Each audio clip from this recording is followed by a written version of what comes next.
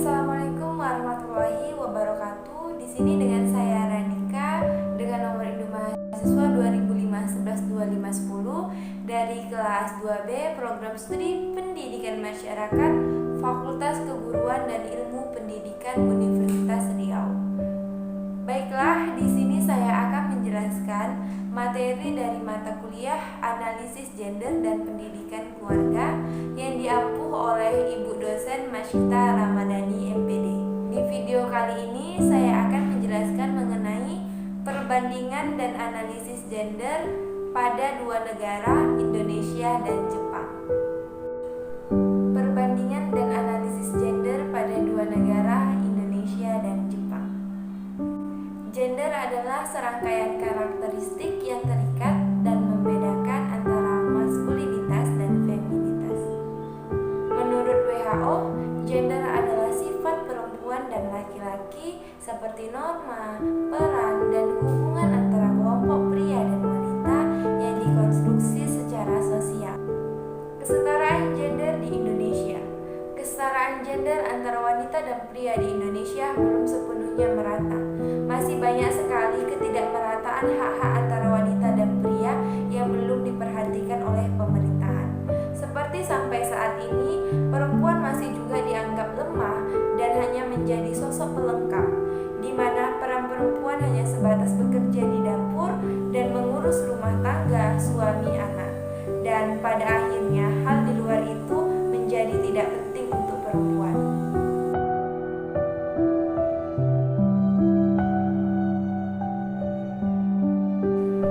4 poin kesenjangan gender yang masih terjadi pada saat ini. Yang pertama, pada poin ekonomi empowerment. Dalam hal ini masih banyak perempuan yang kesulitan mendapatkan pinjaman modal, terutama dari perbankan.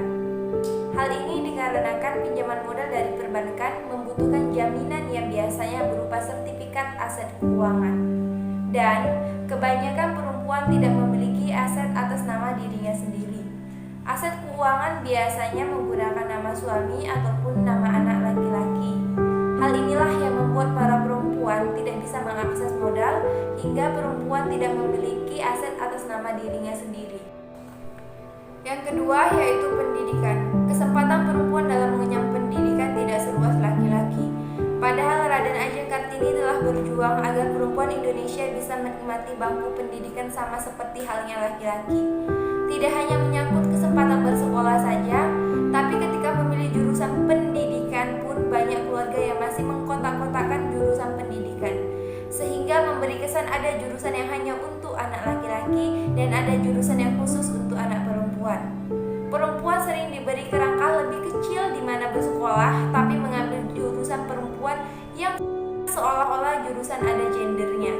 Seperti contohnya pada jurusan sains, teknologi, dan teknik, itu dianggap di bidangnya anak laki-laki. Padahal di situ tidak ada gendernya. Seperti adanya stigma framing cara berpikir ataupun norma. Jadi kalau perempuan masuk jurusan tersebut dianggap tomboy. Selain itu, perempuan yang berprestasi dan dapat menyeimbangkan antara keluarga dan karir menjadi sangat langka ditemui. Sebab perempuan tersebut takut untuk berkarir karena tuntutan perannya sebagai ibu rumah tangga. Terlebih masih banyak masyarakat pedesaan yang beranggapan bahwa anak perempuan tidak perlu sekolah tinggi-tinggi dan bekerja, dikarenakan setelah menikah nanti akan ke dapur juga. Dalam hal ini perlu adanya kerjasama antara pemerintah dan masyarakat sehingga para perempuan di Indonesia bisa menikmati jurusan pendidikan yang sama luasnya dengan laki-laki. Apalagi Indonesia populasi perempuan lebih dari 50% dan saat ini telah memasuki era industri digital. Jadi kalau para perempuan Indonesia tidak diberikan kesempatan yang sama, maka akan sangat sulit bagi Indonesia untuk bersaing. Yang ketiga yaitu kesehatan. Di Indonesia angka kematian perempuan dalam persalinan dan kematian balita masih cukup relatif tinggi. Masih banyak kaum ibu hamil, anak balita yang tinggal di daerah-daerah yang jauh dari kota dan jauh dari pantauan pemerintahan daerah. Mereka tidak memperoleh pelayanan kesehatan. Dalam hal ini perlu sekali adanya pemerintah melakukan alokasi kesehatan dan penempatan petugas kesehatan di daerah-daerah agar agar para ibu hamil dan anak balita mendapatkan pelayanan kesehatan dengan baik dan benar, sehingga hal ini dapat meminimalisir kematian yang tinggi pada kaum ibu hamil dan anak balita. Yang keempat, pada bidang politik, kita lihat kursi-kursi pemerintahan, lembaga eksekutif, yudikatif, dan legislatif banyak diisi dengan kaum laki-laki. Hanya sedikit sekali perempuan yang mendudukinya. Di sini perlu adanya pemberdayaan ataupun sosialisasi terhadap perempuan untuk melek terhadap isu politik, agar perempuan Indonesia bisa bergabung dan terlibat dalam urusan politik dan tidak hanya sekedar membaca berita di sosial media saja, namun juga mampu menganalisa dan berpikir secara rasional. Meskipun Indonesia telah menetapkan berbagai undang-undang untuk melindungi perempuan dari kekerasan fisik, namun masih juga terdapat kekerasan terhadap perempuan baik di dalam hubungan pernikahan maupun di luar itu.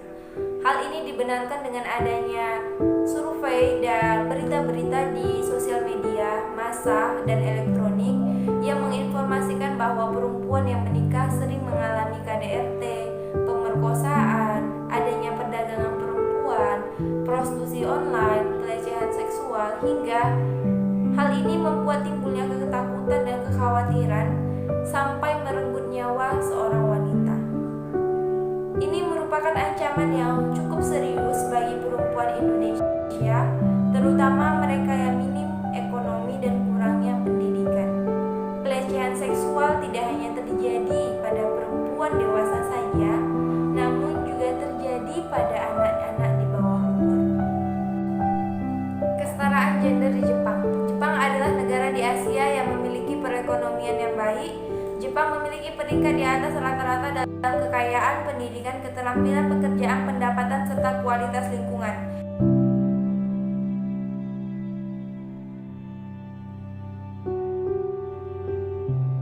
Namun Jepang memiliki berbagai bentuk diskriminasi yang dialami oleh perempuan. Salah satunya pada dunia kerja. Hal ini dibuktikan dengan partisipasi perempuan dalam ketenagakerjaan formal secara umum lebih sedikit. Menurunnya tingkat partisipasi ini dikarenakan kebijakan kehamilan dan kepengurusan anak yang membatasi perempuan untuk mencapai tingkat atas dalam bekerja dan sebagainya. Pada tahun 2019 silam, diberitakan perempuan Jepang gugat Universitas Medis di Tokyo.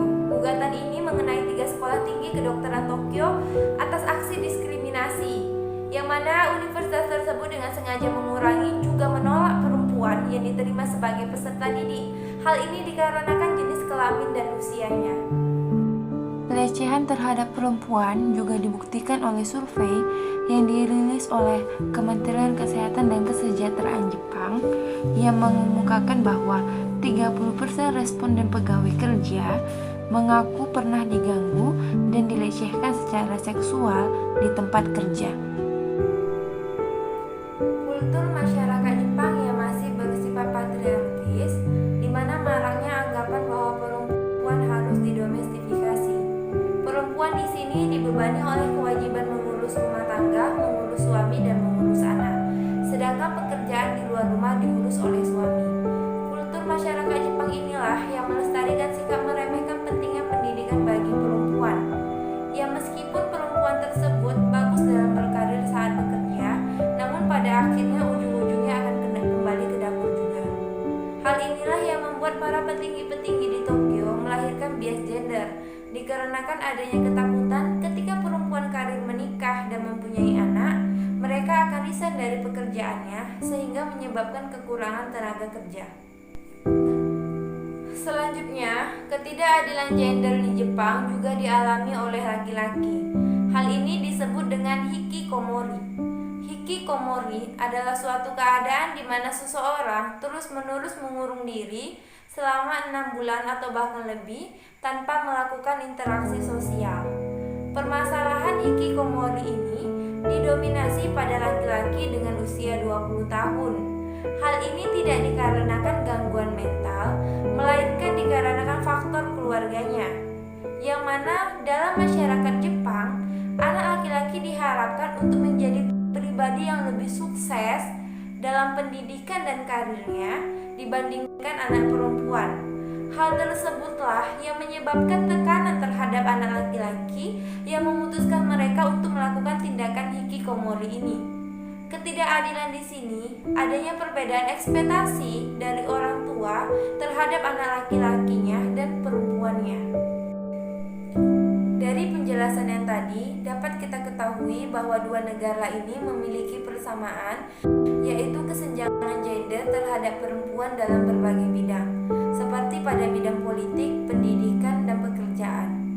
Bentuk kesenjangan gender paling mendasar terhadap perempuan di Indonesia dan perempuan di Jepang ini sejatinya terdapat dalam nilai-nilai tradisional masyarakatnya dan lingkup keluarganya.